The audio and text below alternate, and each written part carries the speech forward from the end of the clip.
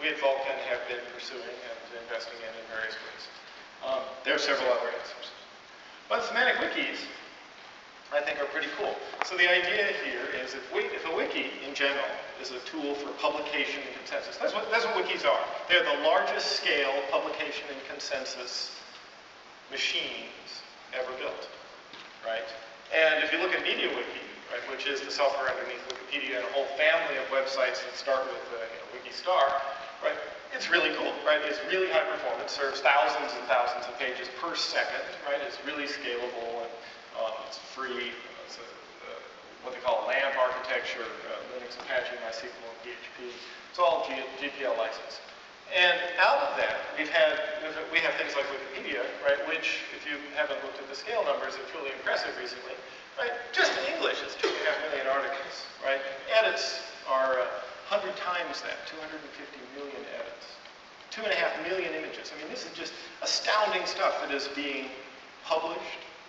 And through the magic of the discussion groups and the interface which Wikipedia has, MediaWiki provides, and somehow the social norms, there's a whole bunch of things that I think are not really fully understood here. But somehow in that global editing, consensus building system, you actually get to the point where you've got an article that some number of people agree on, right? Some fairly large number of people agree on.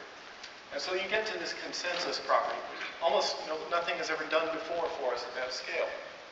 So semantic wikis are just, well, let's try and apply that very same idea to structured data. It's typically RDFS, RDF schema information. So let's try and build consensus around that. And in that way, try and get to those really important agreements that I was talking about earlier. And so this means that authoring is going to include some things like data types and vocabularies and so forth. And then there's also reasons why people might do this. It looks like extra work to do it, but there's also things which, in a wiki context, you get out of it. So we might actually be able to close the incentive loop. So I'm not going to talk so much more about this, but there's going to be I think a really quite powerful semantic wiki, whole session on semantic wikis on Tuesday that I'm going to be chairing right here at the center. So other examples of this, right?